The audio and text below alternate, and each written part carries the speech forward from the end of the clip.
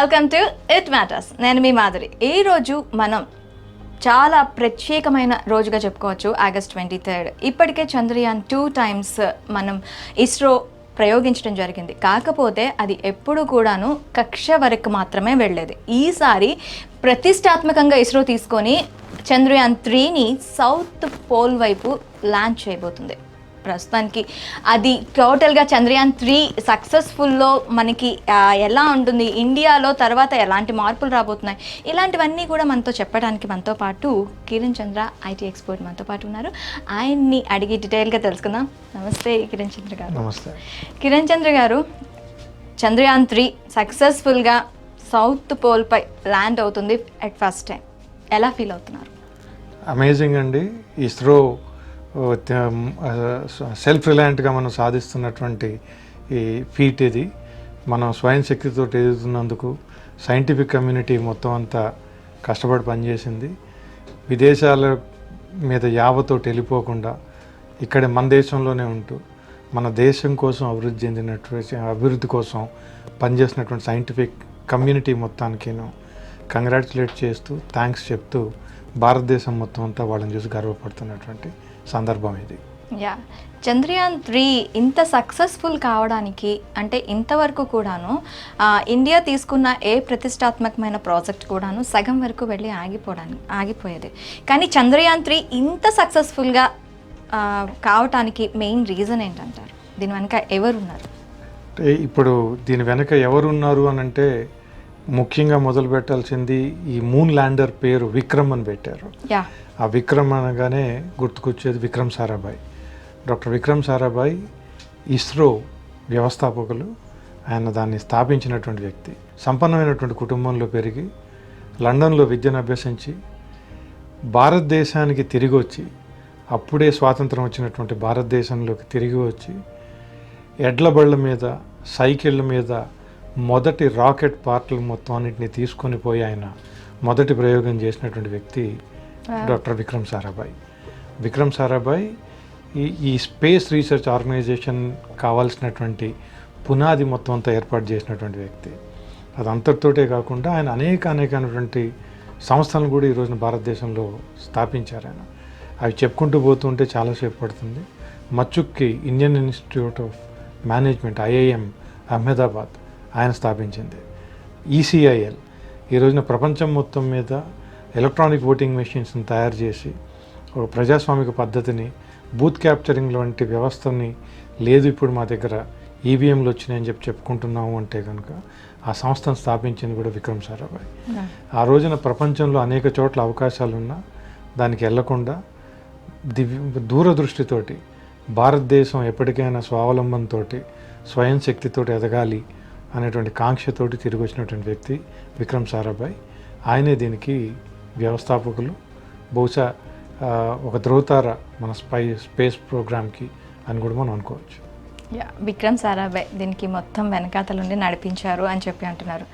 అయితే ఇప్పుడు చంద్రయాన్ 3 ఇంత సక్సెస్ఫుల్గా లాంచ్ అయింది కదా, దీని ఫర్దర్ ఇవి ఎలా ఉండబోతున్నాయి, అంటే దీని డెవలప్మెంట్స్ ఎలా ఉండబోతున్నాయి? చంద్రయాన్ 3 అక్కడికి ల్యాండ్ అవటం అనేది ఇప్పుడు దాకా ఏ దేశం కూడా అచీవ్ చేయలేని ఫీట్. అది మూన్ మీద ల్యాండ్, ఆ సౌత్ పోల్ దగ్గర ల్యాండ్ అవటం అనేటువంటిది అనేక సవాళ్ళను ఎదుర్కొంటున్నారు. మనకి నెక్స్ట్ ఇంకా మిగిలింది మార్స్. మిగతా చోట్ల మొత్తం అన్నిటికి కూడాను వెళ్ళటం మాత్రమే మిగిలింది. మోస్ట్ కాంప్లెక్స్ ఆర్కిటెక్చర్ని వీటినన్నిటినీ కూడాను ఛేదించుకుంటూ వెళ్తున్నారు. అన్నిటికన్నా ముఖ్యంగా మనం గమనించాల్సింది సైంటిఫిక్ కమ్యూనిటీ. గతంలో పనిచేసి వెళ్ళిపోయిన డైరెక్టర్ల దగ్గర నుంచి ఇప్పుడు ఉన్నటువంటి వాళ్ళ వరకు మొత్తం అంతా కూడా దీని మీద కాంప్రహెన్సివ్గా పనిచేస్తున్నారు. ఐ థింక్ అతి తక్కువ కాలంలోనే ఇండియన్ స్పేస్ ప్రోగ్రామ్ అనేటువంటిది ప్రపంచంలోనే అత్యున్నతమైనటువంటి స్థాయికి ఎదిగేటువంటి అవకాశం ఉంటుంది. ఇది మొత్తం అంతాను బయట అవకాశాలు వచ్చినా అక్కడికి వెళ్లకుండా త్యాగాలు చేసి భారతదేశ అభివృద్ధి కోసం కాంక్షించినటువంటి సైంటిస్టులు మొత్తం అందరికీనే ఈ ఘనత దక్కుతుంది. దీనికి ప్రాతిపదిక పునాది 75 ఏళ్ల క్రితం వేశారు. అప్పటి నుంచి ఆ దిశగా పనిచేస్తున్నప్పుడు ఒక్కొక్క అడుగు వేసుకుంటూ వచ్చి ఈ రోజున ఒక మాటలో చెప్పాలంటే ఇది ఒక సిగ్నిఫికెంట్ మైల్ స్టోన్గా మనం చూడాల్సి ఉంటుంది. ఇప్పుడు చంద్రయాన్ 3 వన్స్ ల్యాండ్ అయిన తర్వాత మనకి ఇండియాకి దాని దగ్గర నుంచి ఎలాంటి సపోర్ట్ రాబోతుంది? సపోర్ట్ అని చెప్పలేం కానీ సమాచారం రాబోతుంది. ఎందుకనంటే ఇప్పుడు అక్కడ నీళ్లు, సౌత్ పోల్ దగ్గర నీరు ఉంది అనేటువంటి అవకాశాన్ని, నీరు ఉంది బేసిక్గా, అక్కడ భౌతిక పరిస్థితి ఎట్లా ఉంటుంది, దానికి సంబంధించిన డేటా మొత్తం అంతా కూడా వెనక్కి తీసుకొని వస్తారు.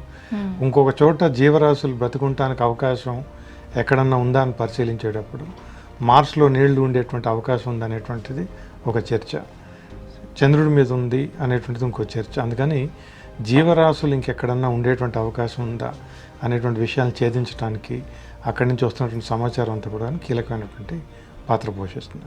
ఓకే, ఇప్పుడు విక్రమ్ సారాభాయ్ గురించి మనం చాలా ప్రతిష్టాత్మకంగా చాలా గొప్పగా చెప్పుకుంటున్నాం.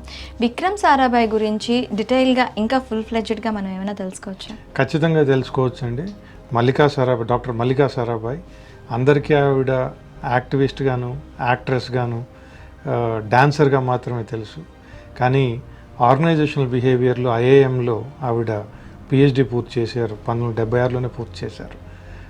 మోస్ట్ పైనీరింగ్ సైంటిస్ట్ కూడా ఆవిడ, సోషల్ సైన్సెస్లో, మేనేజ్మెంట్ సైన్సెస్లో. వాళ్ళ నాన్నగారు లేక టెక్నాలజీ సైన్సెస్లో కాకపోవచ్చు.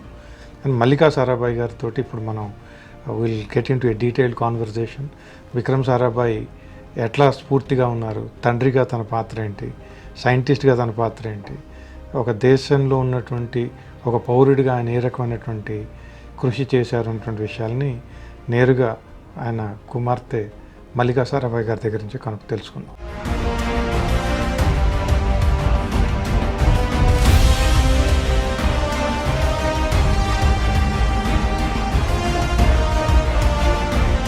Welcome, ma'am.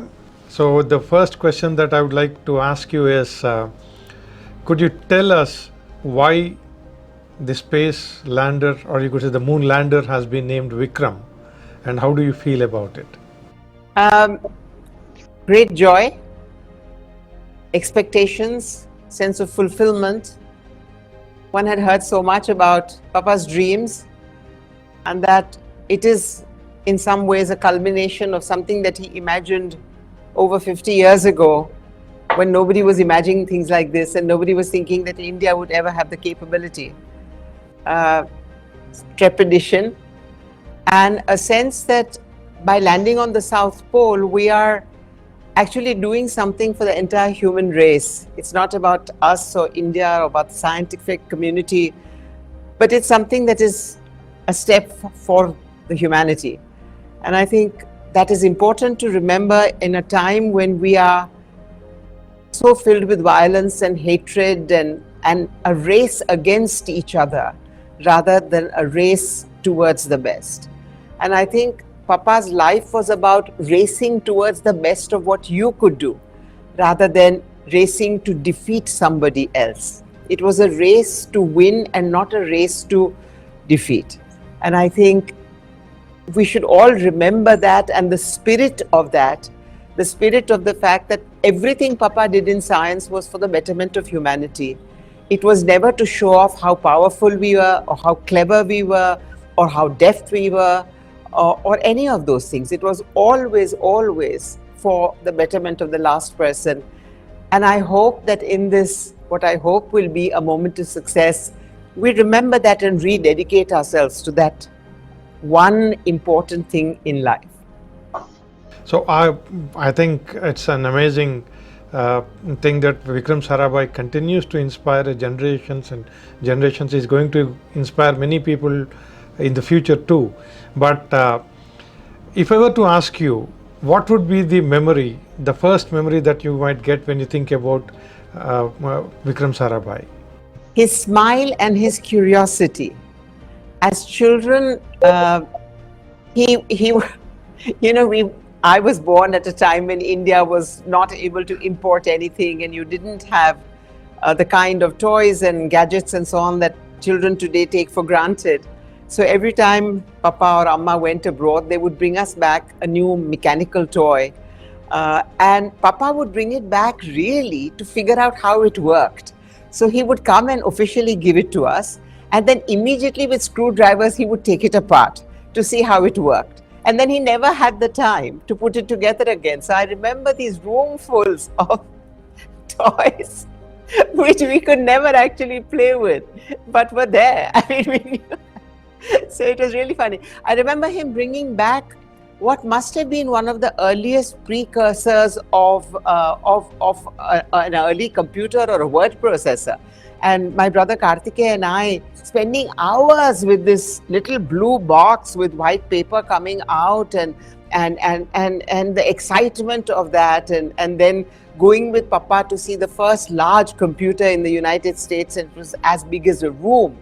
But the other very clear memory is, of course, of my irritation with my father when he would be babysitting, my mother would be on tour, and Papa had to look after me. I was the younger one. And I would come back with some homework that I couldn't figure out. And I'd say, Papa, please help me. I don't know how to do this maths or this physics thing. And he would say, Mallika, darling, just sit down and breathe. And I would say, Papa, what's the point of breathing? I'm telling you, I've tried it and I can't do it. And he said, darling, just breathe. And this would go on, and I would get more and more agitated, more and more irritated. And then after like 10 breaths, he would say, darling, you know, if your teacher didn't think you were capable of doing it, she wouldn't have given it to you as a homework. So breathe. So it was a mixture of great fun. Also of going on picnics where Papa always cooked. He loved cooking. And he had this little gas stove, and he would make an aloo ki sabzi, which was his favorite. And lots of things like that, going into Kashmir with him, going riding. These were the early years. These were the years before the world took him over. Wow. So one more question, that because it appears that he wanted you all to re-engineer the stuff, look back, hack into things, break things down, rebuild it. I think he was trying to teach you from a very early stages of breaking things down, go to the bottom of it and look at it. It's an amazing thing that he was trying to teach you. But one important thing that we want even the other generations, also, other people also to know is, what were the values that you think your parents were trying to instill among you?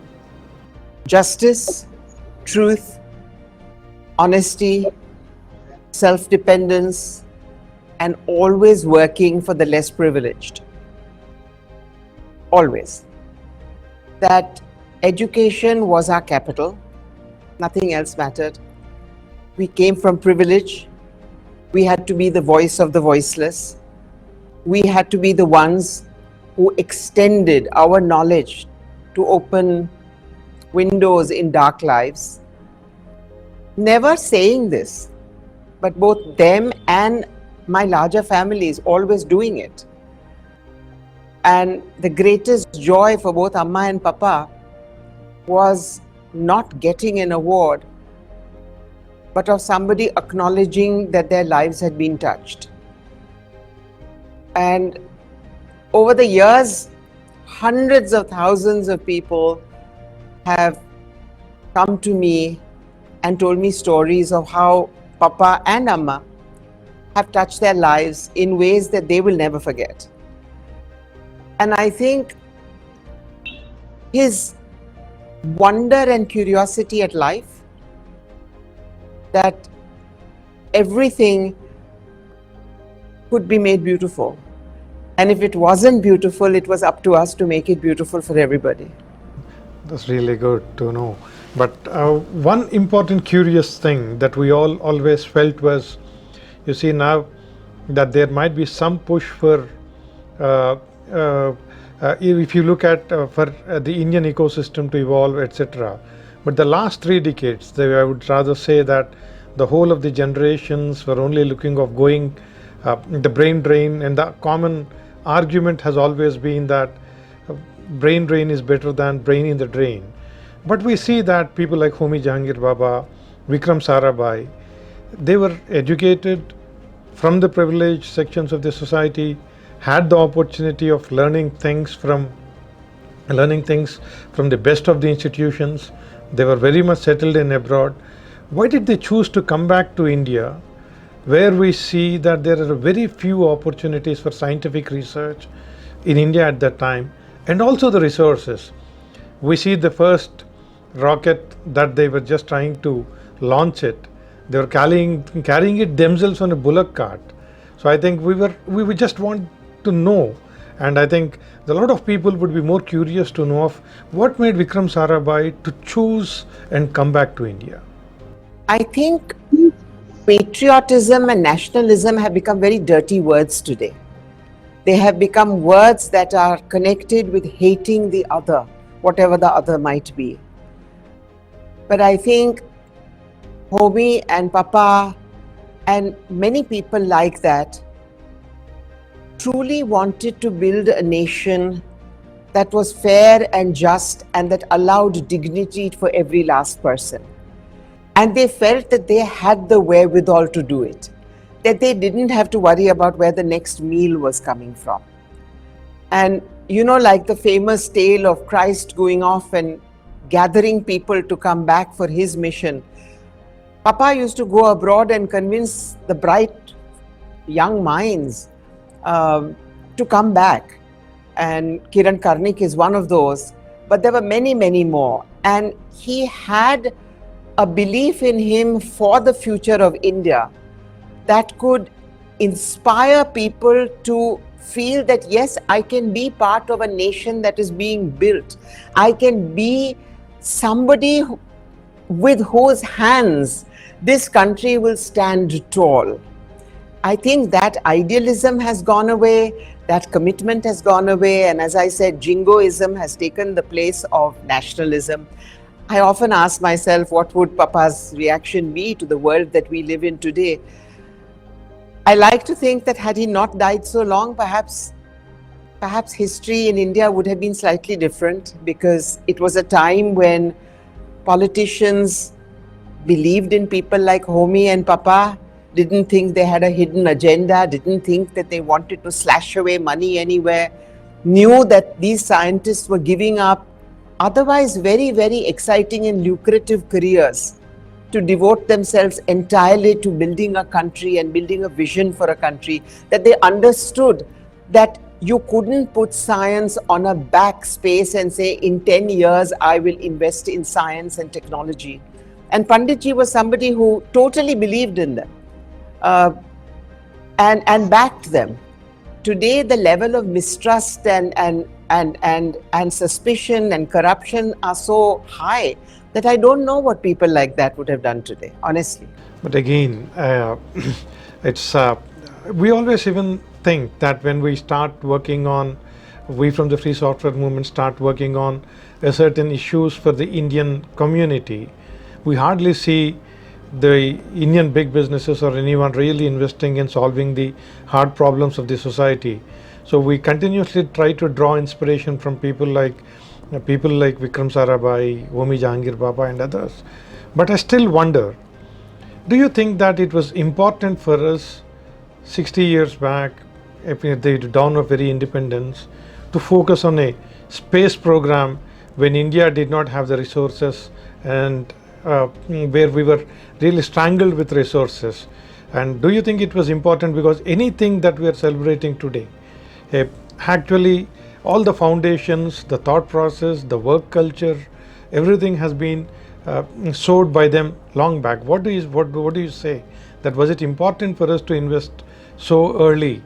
I think it's the one thing that has saved us today. The fact that there was an investment in a vision for science and technology. Show me one new IIT or IIM that compares with the first 5 IITs. We can go on building things, but unless we have the vision, unless we have the patience, unless we have the personnel to people them, it doesn't work. And had we waited for our agriculture or our literacy levels to go up, we would have completely missed the boat, because our literacy levels are still not great and our agriculture is still not great. So we would have still been waiting without science and technology. And given that science and technology is what took education through Doordarshan to the villages, it is what took information to the farmers, it is today what is taking telemedicine to the last person, where there are still no hospitals, or if there are little dabbas called hospitals, there is still no personnel. We are still reaping the fruits of what happened then. We are not reaping the fruits of what happened in the last 15 years. This is not about GDP. Who has become much, much richer? What doesn't matter. The poverty levels are still abysmal. People are suffering. We saw during COVID what has happened. We see today, 3 years later, whether the plight of the migrant labor is any better. And yet you think, here we are with institutions that are still world class. And these were institutions that were built at a time when we thought we didn't have enough to eat. Yes, we didn't have enough to eat. But in order to quickly get enough to eat, we needed this science. Amazing. And what do you think that is the role of the science and technology in in shaping the country today? And what do you think that which are the areas that India should focus now? I think the core areas remain very much the same, which is how do you give scientific knowledge to the last person so that they can live a better life, they can get better productivity, they can get better returns for the work they are doing. We are still able to take telemedicine, for instance. I don't know how successful it is. I know it is on, but that is a field. Violence, trying to educate people against hatred is something that we should be using science and technology for, instead of creating the kind of more violent and more violent and more rape culture films and OTT productions. Look at the success of Rocket Boys.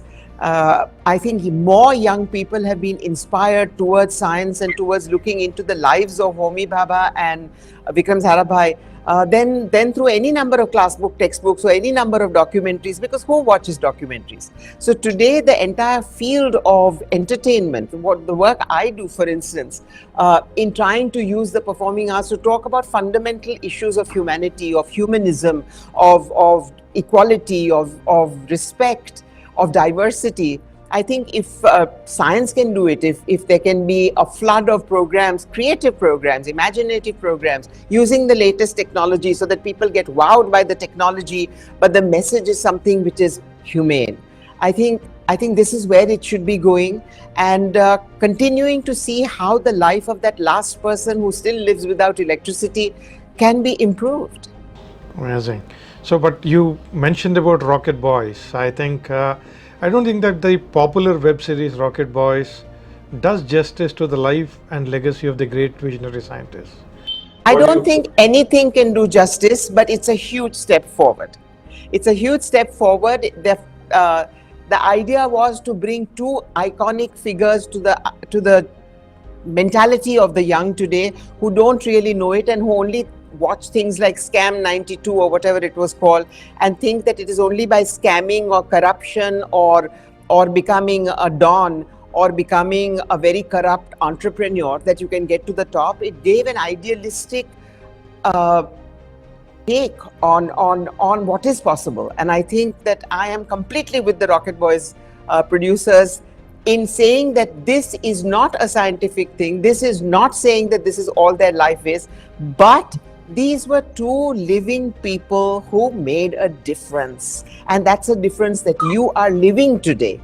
The fact that you have nuclear energy is because of them. The fact that you are watching this is because of them. The fact that there is telephony is because of them.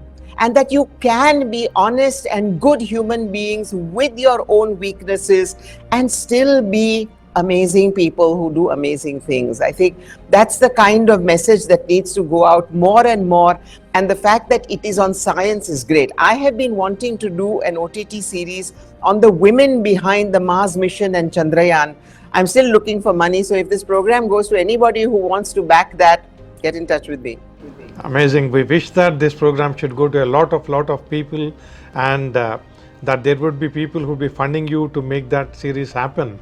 But one last question that I just want to ask you is that these are two people who began with their ideals and they put it up into practice, Homi Jahangir Baba and Vikram Sarabhai. And I just want you to let the people know what kind of an impact have they created in the progress of science and technology in India. And the next part of the question is, can you give us some insight about what Vikram Sarabhai's philosophical view of the world was? What his, sorry, I didn't get your last philosophical question. View of the world was. I think the science question might perhaps better be asked to a scientist. All I can say is that every scientist in ISRO that I speak to today still talks of having followed Papa's blueprint from so many years ago. So therefore, that must be true. And I know the same is true with Bhabha and the whole development of especially nuclear energy, not so much the nuclear bomb, though Bhabha was a hawk, nuclear energy and what we can still do with it, and all the other manifestations of nuclear energy. Papa had a Leela kind of view of the world. He felt that we were all players here, we all had our part, that it was a wonderful Leela, and that there were ups and downs and there were sorrows and there were complications, but the world was a wonderful place and each of us had a role to make it more wonderful. Thank you so much. Thank you so much, Dr. Mallika, for coming forward and giving us. And one wish to all the scientific community, young people who want to stay back in India. We are also making efforts to asking people abroad to come and contribute back in the country so that we solve the problems. Though many of the people are aspiring to be the CEOs of the global monopoly corporations, but Free Software Movement of India is working hard to get engineers back so that they solve the problems of the bottom line people who are facing problems in the country. One last message for all of them from you, including the scientists working for Chandrayaan, ISRO, and all the scientific community from you. We can no longer depend on a situation where we will be given the right things on a platter. The world is fragmented, frightened, insecure, and the powers that be play onto it. But all scientists can become entrepreneurs to make a difference, to make life easier at many, many different levels, whether it's the technology level or whether it's the level of making it easier to carry water in the rural areas, or making it easier to get clean water so that our children don't get sick, or going into food technology that actually goes into making a difference in the way people eat, or into packaging, into simple things like finding new chemical mixtures and polymers that perhaps reduce the amount of burden of packaging that we throw into our landfills. There are so many different things that engineers and scientists can help in. Come, become the change yourself. Don't wait for institutions. Become an institution yourself. Then we will change this world. Thank you very much. With a very positive note that the current Indian young generation would be pluralistic in their approach, will be away from hate, would be working to solve the problems of the commons for an egalitarian society, which all the scientific community, which laid all the basis for the science and technological progress of today, wished in the dawn of independence would be realized soon. And with this note, thank you, Dr. Mallika, again for coming on a very short notice and giving us this interview. Thank you very much.